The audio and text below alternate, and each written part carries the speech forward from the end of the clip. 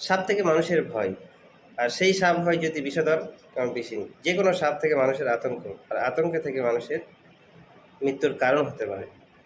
তেমন এক ঘটনা ঘটেছে ক্যানিং মহকুমা হসপিটালে, এখনও চিকিৎসাধীন। রাতের আঁধারে এক নাবালিকা শিশু ঘুমাচ্ছিল।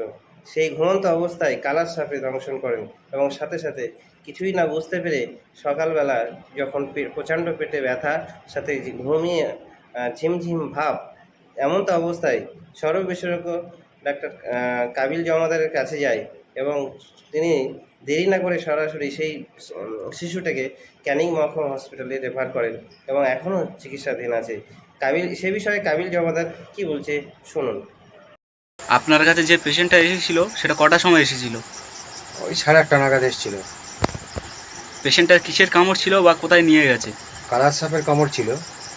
তখন 8:30টার সময় আসে। ভোর মাঝরাতে কামড় ঘটে। তারপরে হাসপাতালে দেখি যখন সন্ধ্যা জানা হচ্ছে, চোখের পাতা পড়ে আসছে এবং ঘুম ঘুম ভাব।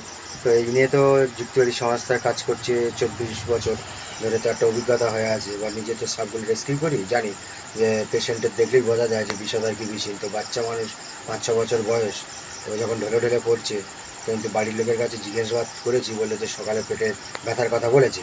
তো কোনো কারণে ওরা সময় নষ্ট করে হয়তো ওদের কাছে নিয়ে গেল। তারপরে আমার কাছে আসে 8:30 নাগাদ। আমি তখন দেখি না, দেরি করে সঙ্গে সঙ্গে তাদের ক্যানিং হাসপাতাল নিয়ে যাই, নিয়ে ভর্তি করি। এটা কালাচের কামড় এবং 20টা EBS চালু করে দেয়। তখন প্রায় 2:30 নাগাদ বাজে, সে শুরু হয়ে যায়। আপনার নাম কি? কাবিল জমাদার। আর পেশেন্টটা এখন কেমন আছে? পেশেন্ট এখন 20টা EBS চলছে। আমি দেখে এসেছি 2:30টার সময় 22 নম্বর বেডে ভর্তি আছে ক্যানিং মহকুমা মাতৃমায়ের 4 তলায়। মোটামুটি আগের চেয়ে একটু ভালো।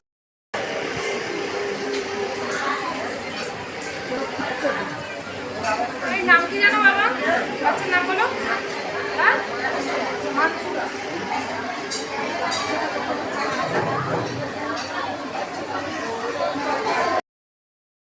সাপ থেকে মানুষের ভয়, আর সেই সাপ হয় যদি বিষধর কারণ বিষিনী। যে কোনো সাপ থেকে মানুষের আতঙ্ক, আর আতঙ্ক থেকে মানুষের মৃত্যুর কারণ হতে পারে। তেমন এক ঘটনা ঘটেছে ক্যানিং মহকুমা হসপিটালে, এখনও চিকিৎসাধীন। রাতের আঁধারে এক নাবালিকা শিশু ঘুমাচ্ছিল।